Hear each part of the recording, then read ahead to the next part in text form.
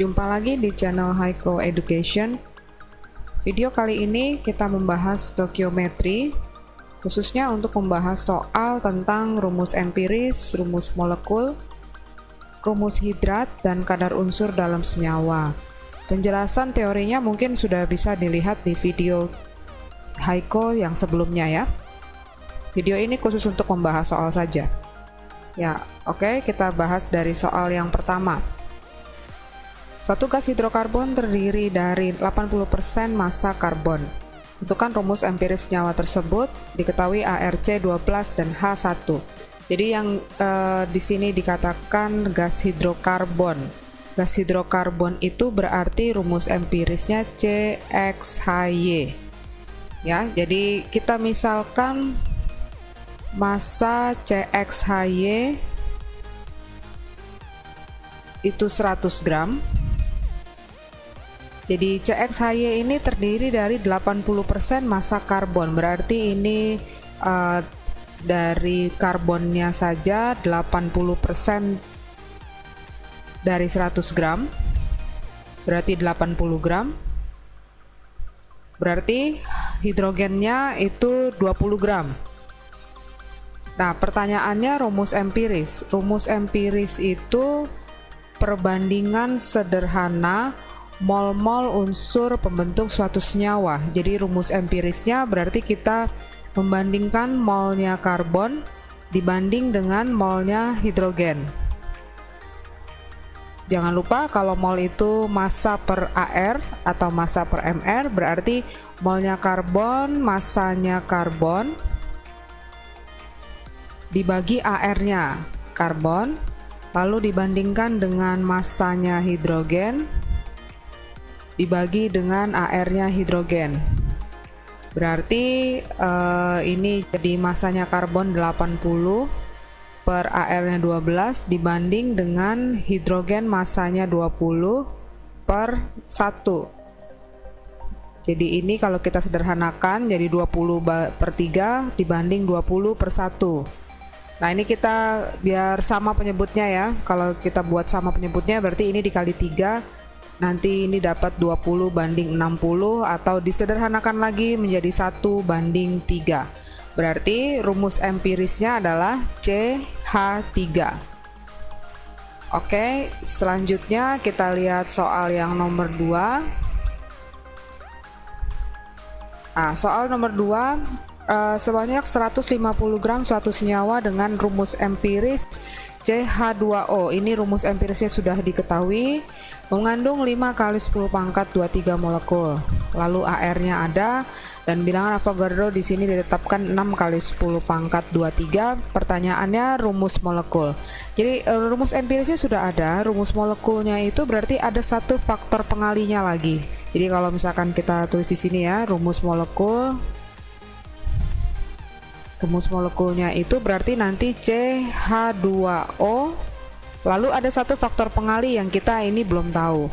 Nah, untuk kita tahu ini faktor pengalinya berapa, berarti kita harus tahu dulu berapa MR-nya rumus molekul ini gitu ya. Jadi kita harus cari dulu berapa MR-nya.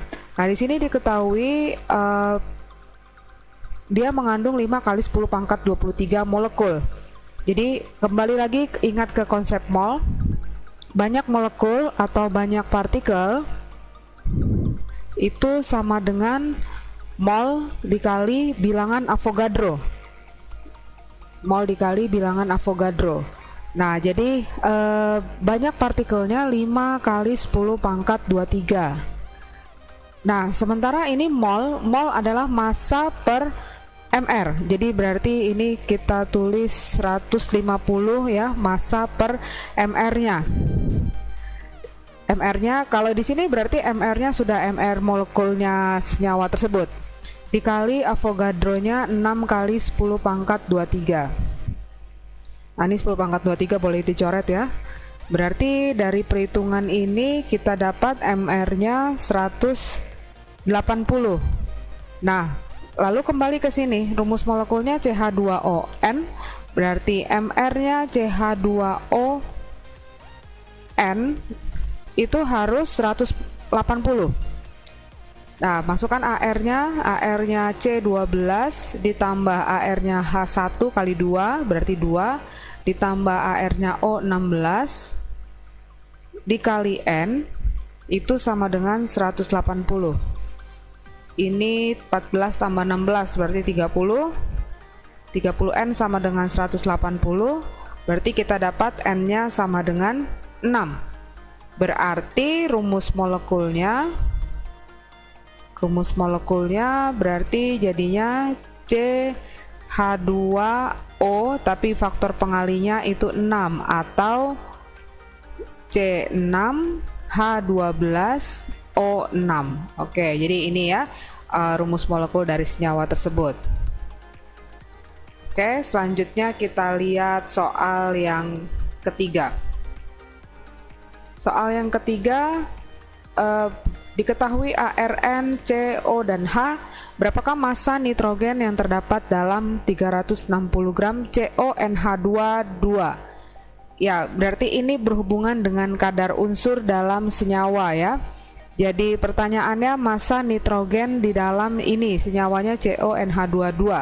Berarti kita hitung massa nitrogen dalam senyawanya CONH2 dua kali. Berarti nitrogennya di sini ada 2 atom, berarti jadi 2 kali AR-nya nitrogen dibagi MR-nya CONH2 dikali masanya 360 gram senyawanya ini ya. Jadi ini langsung kali 360 gram. Berarti kita hitung 2 kali 14 per MR-nya ini kalau dihitung berarti C-nya 12 ditambah O-nya 16 ditambah 2 kali N-nya 14 ditambah H1 kali 2 berarti 2. Nah, kali 360 berarti jadi 28 per ini kalau dihitung nanti dapatnya 60 kali 360. Jadi ini boleh 60 sama 360 jadi 6. 28 kali 6 berarti 168 gram. Oke, jadi pertanyaannya sudah terjawab. Massa nitrogen dalam 360 gram CONH2 adalah 168 gram. Oke, yang berikutnya. Ya, ini masih berhubungan dengan kadar unsur dalam senyawa. Jadi diketahui AR-nya Fe56 dan S32. Suatu biji besi mengandung 72% FeS2. Dari 1 ton biji besi tersebut berapa kilogram besi yang didapat? Jadi ini ada biji besi di mana biji besi ini mengandung 72%-nya itu FeS2. Nah, kalau lihat dari rumus molekul FeS2 ini berarti di sini mengandung atom Fe. Pertanyaannya, kalau ada 1 ton biji besi, berapa berarti besi yang didapat dalam 1 biji besi ini?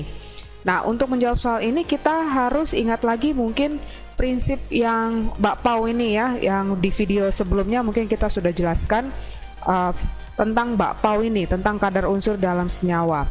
Jadi ilustrasinya seperti bakpao. Kalau misalkan ada bakpao 100 gram, di dalam bakpao ini ada daging ayamnya, ini di dalamnya ada daging ayam. Misalkan daging ayamnya itu 40 gram. Nah, daging ayam sendiri mengandung lemak. Misalkan lemaknya di dalam daging ayam ini ada 10 gram. Berarti ilustrasi ini itu bisa menggambarkan dari soal nomor 4 ini. Biji besi itu ilustrasinya seperti satu kesatuan bakpao ini. Itu biji besinya. Di dalam biji besi 72%-nya itu adalah FeS2, berarti ilustrasinya FeS2 itu seperti daging ayam ini. Ilustrasinya jadi seperti itu. Kemudian di dalam FeS2 itu terkandung Fe. Jadi kalau ilustrasi di bakpao, Fe itu sebagai lemaknya di dalam daging ayam. Jadi pertanyaannya berapa berapa kilogram besi. Jadi yang di dalam FeS2 itu Fe-nya berapa kilogram gitu ya. Oke, jadi kita lihat kalau ada 1 ton biji besi ya, berapa sebenarnya massa FeS2. Jadi berarti kita hitung massa FeS2 dalam 1 ton biji besi. Berarti 72% dari 1 ton. 1 ton 1000 kilo. Nah, ini kita dapat 720 kg. Berarti di dalam 1 ton biji besi terdapat 720 kg FeS2. Nah, baru sekarang kita hitung berapa massa Fe. Berapa massa Fe dalam 720 kg FeS2. Berarti seperti yang tadi ya. Jadinya berarti FeS2 Fe-nya 1 atom, jadi 1 kali AR-nya Fe dibagi MR-nya FeS2 dikali 720 kg. Berarti 56, 1 kali 56 per MR-nya FeS2, berarti 56 ditambah 2 kali 32 dikali 720 kg. Jadi 56 per, ini kalau dihitung nanti dapat 120 kali 720. Berarti ini coret, ini 6, jadi tinggal 56 kali 6, 336 kg. Nah, pertanyaannya sudah terjawab, berarti massa Fe di dalam 720 kg besi FeS2 itu 336 kg. Oke, pertanyaannya sudah terjawab. Yang terakhir, soal yang kelima. Soal yang kelima, sebanyak 27,8 gram senyawa hidrat besi 2 sulfat atau FeSO4 X-H2O dipanaskan sehingga semua air kristalnya menguap. Massa zat padat yang tersisa adalah 15,2 gram. Lalu pertanyaannya, rumus senyawa hidratnya jadi apa? AR-nya masing-masing sudah diketahui. Jadi ini berhubungan dengan rumus hidrat ya. Berhubungan dengan rumus hidrat. Ada senyawa hidrat FeSO4 X-H2O 27,8 gram. Lalu dia dipanaskan, massa zat padat yang tersisa 15,2 gram. Berarti ini ada FeSO4 X-H2O 27,8 gram.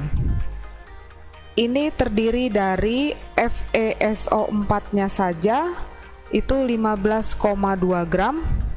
Lalu berarti sisanya adalah H2O. Berarti H2O-nya kita kurangin aja dari sini jadi 12,6 gram. Kita tahu dari mana kok 15,2 gram ini punyanya FeSO4. Jadi karena ini kristal ketika dipanaskan airnya menguap, yang tersisa adalah massa zat padat. Jadi yang 15,2 gram ini itu pasti yang zat padatnya, maksudnya yang senyawa ionnya FeSO4. Oke, jadi kalau untuk mencari rumus hidrat, itu kita cari dari perbandingan mol senyawa ionnya, dalam hal ini FeSO4 dibanding dengan mol H2O. Oke, jadi molnya FeSO4, jangan lupa mol itu massa per mr, berarti ini massanya FeSO4 15,2 gram per mr-nya FeSO4. Ya, kita hitung di sini ya, mr FeSO4 berarti Fe56 S32 O16, jadi 4 kali 16. Ini nanti didapat 152. Lalu mr-nya H2O berarti 2 kali 1 ditambah O-nya 16, berarti 18. Ya, jadi ini mol FeSO4 15,2 per 152 dibanding dengan molnya H2O. H2O 12,6 gram per mR-nya 18. Ya, ini kalau hitung ini dapat 0,1 dibanding ini 0,7. Berarti perbandingannya 1:7. Nah, jangan lupa kalau untuk rumus hidrat itu perbandingannya harus 1:X. X-nya itu yang punya H2O. Berarti rumus hidratnya